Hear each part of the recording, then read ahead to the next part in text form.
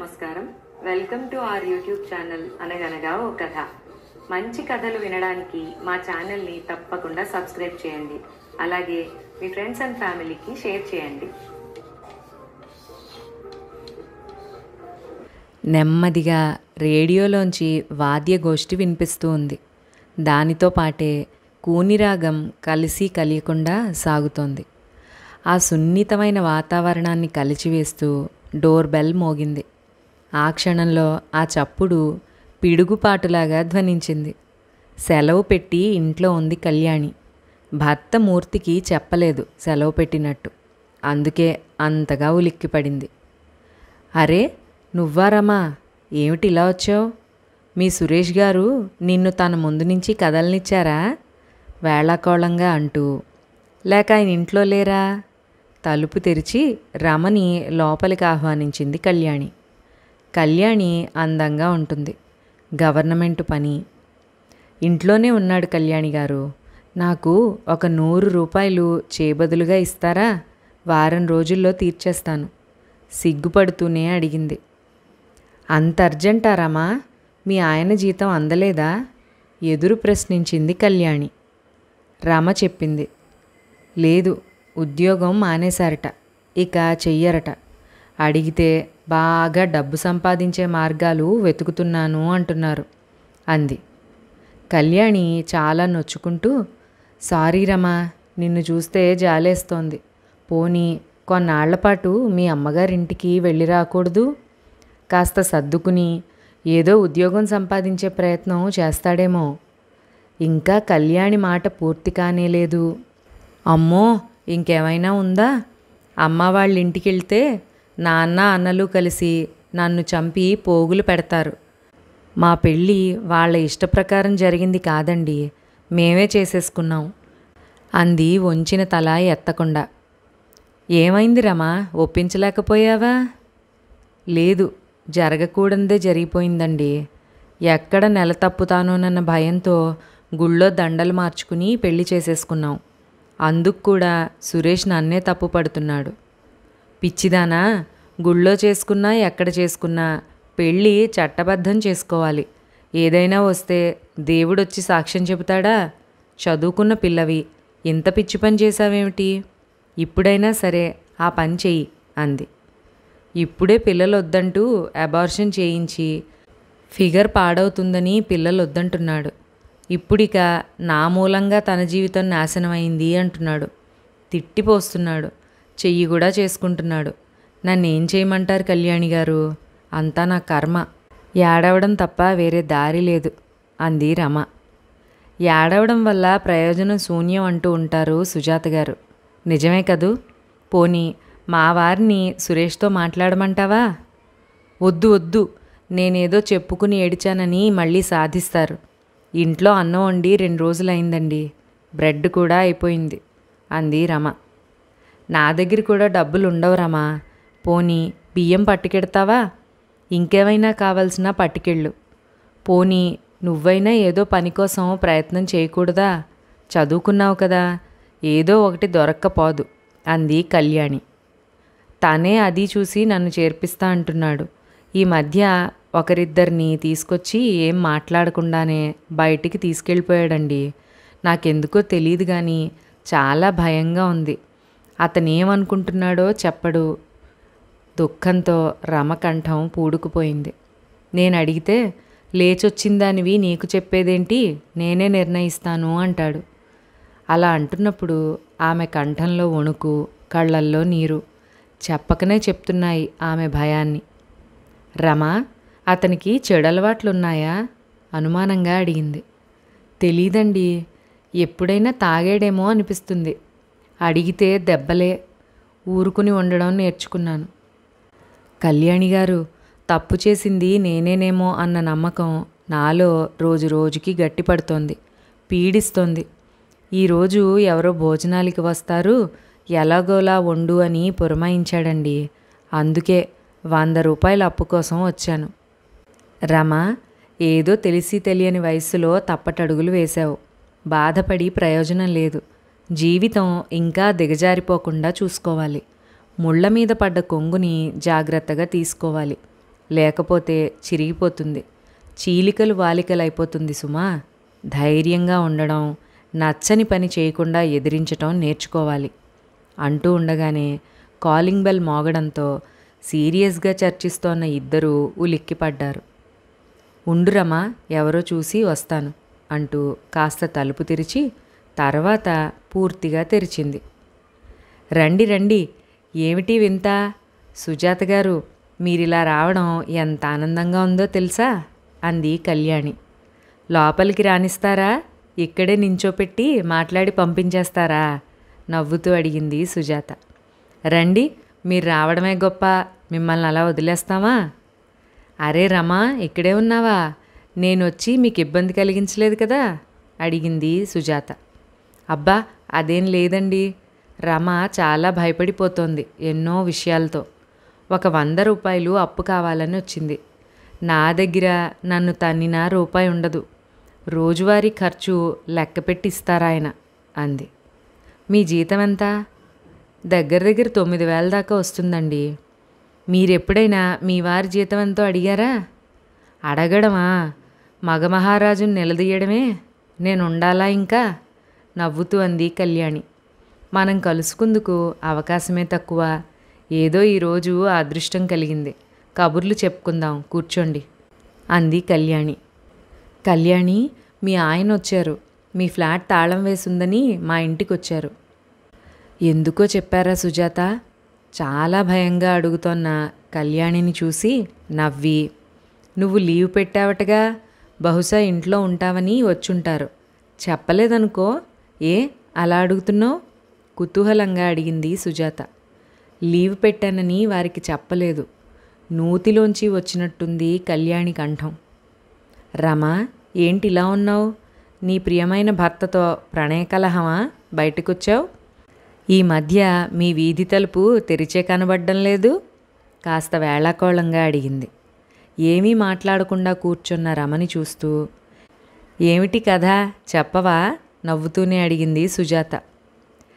ఏం లేదాంటీ, ఏం లేదు అంటూనే ఏడవడం మొదలెట్టింది రమ. అయ్యో సారీ అమ్మా, సరదాకి అడిగానంతే. దానికే ఇంత బాధపడిపోవాలా? ఏమైంది? సురేష్తో పోట్లాడేవా? మీరెంతసేపు దెబ్బలాడుకుంటారో అంత టైం పట్టదమ్మా కలిసిపోవడానికి. రమ కళ్ళు తుడుస్తూ అంది సుజాత. పోట్లాడడానికైనా చప్పట్లు కొట్టడానికైనా 2 మనుషులు కావాలి, 2 చేతులు కావాలి సుజాత. రమ చాలా దిగులు పడిపోయింది. తన జీవితం కుక్కలు చింపిన విస్తరిలా ఎక్కడైపోతుందోనని భయపడుతోంది. సురేష్ ఎక్కడా ఉద్యోగం చేయడం లేదట, ఇక మీదట చెయ్యడట. అది పోనీ అనుకుంటే రమ కోసం తీవ్రంగా ప్రయత్నం చేస్తున్నట్ట. ఎవరెవరినో కలుస్తున్నట్ట, మాట్లాడుతున్నట్ట. అవేమిటో ఎందుకో అర్థం కావడం లేదా అమ్మాయికి. అడగలేకపోయావా? ఉన్న ఉద్యోగం వదులుకుని నీకుద్యోగం చూడడం ఏమిటి? అర్థం కావడం లేదు తనలో తనుగా సగం స్వాగతంగా అంది సుజాత. సుజాత గారు, ఇంకా ఉంది వినండి. ముక్కు మొహం తెలియని వాళ్ళని ఇంటికి పిలుచుకొస్తున్నట్ట. పోనీ పరిచయం కూడా చేయడం లేదుట. ఈరోజు 3 భోజనానికి పిలిచాట. 3 రోజులుగా ఇంట్లో పొయ్యిలోంచి పిల్లి లేవలేదుట. మరి అలాంటప్పుడు ఈ విందెందుకు? ఏం చేస్తావో తెలీదు, ఎలాగోలాగా వంట చెయ్యమన్నట్ట. పాపం పిచ్చిపిల్ల ఓ 100 అప్పు కోసం వచ్చింది. ఆ వచ్చేవాళ్ళు సినిమాకి సంబంధించిన వాళ్ళు అయ్యుంటారు. నీకేమైనా వేషం ఇస్తారేమోనని ప్రయత్నాలు చేస్తున్నట్టు అనిపిస్తోందా రమా? వాళ్ళని నేను చూడలేదు, పలకరించలేదు ఆంటీ. అతను నన్ను పరిచయం చెయ్యలేదు. నాకసలు వాళ్ళ పోకడే నచ్చలేదు. ఏమీ చెప్పకుండా, ఎందుకో తెలియకుండా ఏమిటి పని అని అరిచాను కూడా. అందుకు తిరిగి నన్నే కొట్టాడు. వస్తున్న దుఃఖాన్ని దిగమింగుకుని నెమ్మదిగా చెప్పింది. పిచ్చిపిల్ల, కోపంతో పరిస్థితి విషమిస్తుంది. కష్టాలు కొని తెచ్చుకున్న దానివయ్యావు. కోపంతో కాదు, ఖచ్చితంగా అడగాలి. తప్పించుకుందుకు దారి లేని విధంగా నిలదీసి అడగాలి అంది సుజాత. అడిగి అడిగి ప్రాణం విసిగిపోయింది. తన్నులు తినే ఓపిక లేదింక నాకు. మై గాడ్, అంత గాఢంగా ప్రేమించి పెళ్ళాడినవాడు కొట్టడమా? నమ్మలేనట్టు అడిగింది. అయ్యో, మీరో పిచ్చివారండి. అది ప్రేమ కాదు సుజాత, ప్రమాదం. ఇప్పుడు రమ ఇరుకున పడింది. పెళ్ళానివి కాదు, లేచొచ్చిందానివి అంటున్నట్ట. అయినా అతగాడి తీరు నాకేం నచ్చటం లేదు. ఏమి, ఎందుకని కళ్యాణి? అడిగింది సుజాత. రమతో ఎవ్వరు మాట్లాడినా ఇష్టం లేనట్టు ప్రవర్తిస్తున్నాడు. సరదాగా పలకరిస్తే ఆమెని లోపలికి పో అంటూ పంపేస్తున్నాడు. నిజమే ఆంటీ, నన్ను బయటికి రావద్దన్నాడు. మరి ఇప్పుడు? అర్థం కానట్టు అడిగింది సుజాత. తాను అవసరం సుజాత, 100 రూపాయల అప్పు తను ఏ మొహం పెట్టుకుని అడుగుతాడు? అందుకే రమని పంపాడు, కోపంగా అంది కళ్యాణి. బయటికి రావద్దంటూ ఉద్యోగం ఎలా చేస్తావనుకుంటున్నాడు? నవ్వింది సుజాత. అదే నాకు అర్థం కావడం లేదాంటీ, పిచ్చిగా మాట్లాడుతున్నాడు. తినడానికే లేదు, అయినా అలంకరించుకోమంటాడు అందంగా. తిండికి బట్టకి డింకీలు కొడుతుంటే అలంకరణ ఎందుకు అని కోపంగా అడిగాను. ఏమన్నాడు రమా? ఆ డింకీలు కొట్టడం తొలగిపోవడానికి మార్గం చూస్తున్నాడుట. దానికే నేను తన కళ్ళకి అందంగా కనిపించాలట. అదే అతనికి తృప్తిట. ఏం చెప్పను? నీరసంగా ఉన్న కంఠస్వరంతో తల వంచుకుని అంది రమ. రమ, ఇంత చిన్న తప్పుకి ఎందుకు అంత శిక్షణ అనుభవిస్తావు? మీ నాన్నగారిని పిలిపించుకుని మాట్లాడదాం. లేకపోతే ధైర్యం చేసి ఇంటికి వెళ్ళిపో. నా మాట విను అంది సుజాత. రమ సుజాత మాటకి అడ్డు తగులుతూ, అయ్యో, మా అన్నయ్యలు నన్ను చంపేస్తారా ఆంటీ? అమ్మ ఏడిచి రానివ్వండి అని కాళ్ళ మీద పడ్డా నాన్న అన్నయ్యలు ఊరుకోరు. వారిని అమ్మ ఎదిరించలేదు. తిరిగి వెళ్ళే మాటే లేదాంటీ. భరించలేకపోతే ఇంత విషం తాగి చస్తానంతే ఏడుస్తూ అంది రమ. చావే తమ సమస్యలకి పరిష్కారం అనుకుంటే ఎంతమంది ఆడాళ్ళు బతికి ఉండర్రమా. అందరికీ సమస్యలుంటాయి. కొని తెచ్చుకున్నవి కొన్ని, అనుకోకుండా వచ్చి పడేవి ఇంకొన్ని. దారి చూడాలి కానీ దాటించటం కష్టమేం కాదు నెమ్మదిగా అంది సుజాత. సుజాత తన పర్సులోంచి 100 రూపాయలు తీసి రమకిస్తూ, కళ్యాణి గారు 100 ఇవ్వాలంటే ఆ ఖర్చుకి లెక్క చెప్పాలి. అందుకే నేను ఇస్తున్నాను, తీసుకోరమ్మా అంది. కళ్యాణి సడన్గా జ్ఞాపకం వచ్చి, సుజాత, మా వారు ఏదైనా అడిగారా మిమ్మల్ని? కాస్త బెరుకుగానే అడిగింది. నువ్వు నాతో కబుర్లు చెప్తున్నావనుకున్నారో ఏమో, తాళం నాకిచ్చి వెళ్ళేవనుకున్నారో నాకు తెలీదు అనేసరికి ఊరుకున్నారు. అయినా మీరు సెలవు పెట్టినట్టు మీ వారికెందుకు చెప్పలేదు? అడిగింది సుజాత. సెలవు పెట్టింది నిజం సుజాత, కానీ వారికి చెప్పలేదు. నా కొలీగ్కి ఒంట్లో చాలా సీరియస్గా ఉందని చూసి రావాలని వెళ్ళాను. మామూలుగా ఇంటికి వారు వచ్చేలోగా వచ్చేయచ్చు అనుకున్నాను. ఇప్పుడు చూడు, ఇల్లు పీకి పందిరేస్తారు. కాస్త భయంగా అంటోన్న కళ్యాణిని చూసి గట్టిగా నవ్వేసి, మీకెందుకండి ఇంత భయం? స్నేహితురాలికి బాగుండలేదు, చూసి రావడానికి సెలవు పెట్టాను అని చెప్పచ్చుగా. లేకపోతే చెప్తే అస్సలు వెళ్ళనివ్వరు, వద్దంటారు. నువ్వే చెప్పు సుజాత, స్నేహితులు కూడా ఉండకూడదంటే ఎలాగా? బాధగా అడిగింది కళ్యాణి. స్నేహితులే మనకి మిగిలేవాళ్ళు. మనకి ఆరాటం కలిగినప్పుడు ఊరట కలిగించేది, మన మనస్సుని ఓదార్చేది వాళ్లే. తప్పేముంది ఇందులో? ఆశ్చర్యపోతూ అడిగింది. కళ్యాణికి బదులు ఏం చెప్పాలో అర్థం కాలేదు. క్షణం ఊరుకుని విసుగ్గా అంది. ఏమిటో సుజాత, ఎత్తెత్తి ఎంగిలాకు మీద కాలు వేసిన సామెత నా జీవితంలో నిజమైంది. చదువు ముగించి ఉద్యోగం సంపాదించి, అబ్బబ్బా, 1 కాదు 2 కాదు, 6 ఏళ్ళు వెతికి ఈ సంబంధం ఖాయం చేశారు. ఇక బదులు చెప్పకుండా తాళి కట్టించుకున్నాను. అప్పుడుంచిన తల ఇంక ఎప్పుడూ ఎత్తలేదంటే నమ్ముతావా? పెళ్ళికి ముందు అందగత్తెని, తెలివైన దాన్ని, చలాకీగా ఉండేదాన్ని. అప్పట్లో అవన్నీ మంచి లక్షణాలే. అదేం కర్మో, పెళ్ళవ్వగానే అవన్నీ నాలోని గొప్ప అవలక్షణాలుగా మారిపోయాయి. చెప్పుకుంటే కూడా సిగ్గు. సగం స్వాగతంగా చెప్తోంది కళ్యాణి. ఎందుకు ఆఫీస్కి వెళ్ళడానికే అంత అలంకరించుకోవడం? ఏమిటా ముందు వెనక మెలికలు తిరిగిపోవడం, అద్దంలో చూసుకోవడం? ఆఫీస్లో ఎవడో ఒకడు చెప్తాడులే. ఏ జీతం తగ్గింది? ఎవడిదో పెళ్ళికి అంత చందా ఇవ్వాలా? ఈసారి నీ జీతం నేను ఖర్చు కోసం మీదు కట్టాను. చెప్పా పెట్టకుండా ఖర్చు పెట్టకు. అడిగిస్తానని చెప్పడానికి నామోషీగా బోలు. లేకపోతే సంపాదిస్తున్నానని పొగరా? మొగుడిగాడిని అడగడం దేనికి? నా డబ్బు అని నిర్లక్ష్యమా? మీ సుజాత గారిలాగా మొగుడు మొద్దులు వద్దని ఉండిపోవాల్సింది. అవ్వ కావాలి బొవ్వ కావాలంటూ పెళ్ళికి సిద్ధపడిపోకూడదు. ఒకటి కావాలంటే ఒకటి వదులుకోవాలి. మీ బాస్ పుట్టినరోజు పార్టీలో నువ్వే పాడాలా? నువ్వు ఆయన గారి స్పెషల్ సెలక్షనా? ఇలాంటి మాటలు అంటాడు. కళ్యాణి మాట చెప్తూ ఉండగా తడబడింది. కంఠం వ్యధతో పూడుకుపోయింది. భర్త అడిగే మాటలు చెప్పి చెప్పి మళ్ళీ దుఃఖం పొంగుకొచ్చింది. దోసిట్లో ముఖం దాచుకుని భోరున ఏడిచింది కళ్యాణి. క్షణం పాటు ముగ్గురి మధ్య మౌనం చోటు చేసుకుంది. ముందుగా సుజాతే తేరుకుంది. ఊరుకో కళ్యాణి, ఏమిటిది? ఇంత పిరికితనం పనికిరాదు. ఆమె భుజంపై చెయ్యి వేసి నొక్కుతూ ఊరడించటానికి ప్రయత్నించింది. సుజాత, ఆడవారి జీవితాలతో ఇలా చెలగాటాలాడే అధికారం ఈ పురుషులు ఎలా సంపాదించారు? ఎవరు ధారాదత్తం చేశారు వీళ్ళకి హక్కుని? ఎందుకింత దారుణంగా ప్రవర్తించగలుగుతున్నారు? సంపాదిస్తూ ఉన్న దాసిని నేను. సంపాదనకి మార్గం కాబోతోంది రమ.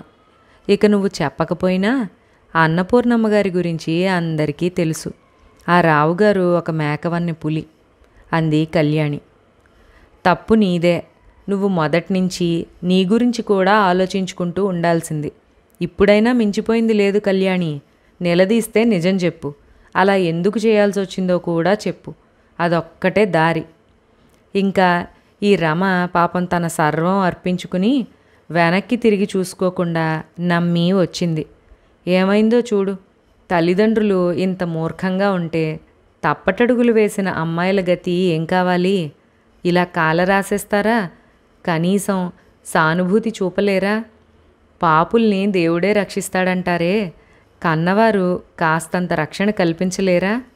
అంటోన్న సుజాతతో, ఆంటీ, నా అన్నవాళ్ళంతా నన్ను దూరం చేసినా మీరెప్పుడూ ఏమీ అనలేదు. కష్టం సుఖం తెలుసుకుంటున్నారు. మీకు నేను తోడబుట్టిన దాన్ని అనుకోండి ఆంటీ. నన్ను ఆదుకోండి. ఈ సురేష్ నన్ను ఏం చేస్తాడోనని చాలా భయంగా ఉంది అంటూ సుజాత చేతులు తన చేతుల్లోకి తీసుకుంది రమ. చెయ్యి విడిపించుకుంటూ, తొందర పడిపోకు రమ, చూద్దాం, ఓపిక పట్టు. చిన్న పొరపాటు జరిగినా నిన్న దేవుడు కూడా రక్షించలేడు. అసలు నన్ను కొంచెం ఆలోచించని, ఏదో విధంగా అతని ఆలోచనలు ఎటుపోతున్నాయో తెలుసుకుందాం అంది సుజాత. సుజాత, నా ఇంట్లో పెట్టుకోలేను. మా వారు హృదయం లేని మనిషి. పైగా ఆడదంటే చాలా అలుసు. నేనే నిస్సహాయురాలిని. సంపాదించే మిషన్ లాంటి దాన్ని. ఖర్చులకు కూడా అడుక్కునే బిచ్చగత్తెలాగా తయారయ్యాను. నేనేమీ చెయ్యలేను బాధగా అంటోన్న కళ్యాణిని భుజం తట్టి, కళ్యాణి, సమాజం ఇది, అడవి కాదు. జాగ్రత్తగా ఉంటే సాధించలేనిది ఉండదన్న నమ్మకం ముందు మనకుండాలి. అసలు అతని ప్లాన్ ఏంటో తెలియాలి అంటూ మారు మాట్లాడకుండా బయటికి నడిచి తన ఫ్లాట్లోకి వెళ్ళిపోయింది సుజాత. కళ్యాణి గారు, ఏం పర్వాలేదు. సుజాత తప్పకుండా నిన్ను ఆదుకుంటుంది. నువ్వే జాగ్రత్తగా ఆమెకి ఎప్పటికప్పుడు జరిగింది చెప్తూ ఉండు. నాకు చెప్పినా నేను చెప్తాను. ధైర్యంగా ఉండు. వెళ్ళు, వంట కూడా చెయ్యాలి. మర్చిపోయావా? జ్ఞాపకం చేసింది. ముఖాన్ని కొంగుతో తుడుచుకుంటూ తన ఫ్లాట్లోకి వెళ్ళిపోయింది రమ. సుజాత వాచ్మెన్ వెంకటేష్ని పైకి రమ్మని పిలిచింది. అమ్మా, ఏమైనా తెచ్చిపెట్టనా అంటూ నిలబడ్డాడు వెంకటేష్. నువ్వొక రహస్యం దాచగలవా? నవ్వుతూనే అడిగింది. నన్ను చంపినా మీరు చెప్పమనేదాకా చెప్పనమ్మా. ఏంటో చెప్పండి. నీకు సురేష్ బాగా తెలుసా? ఎందుకు తెలీదు అమ్మగారు?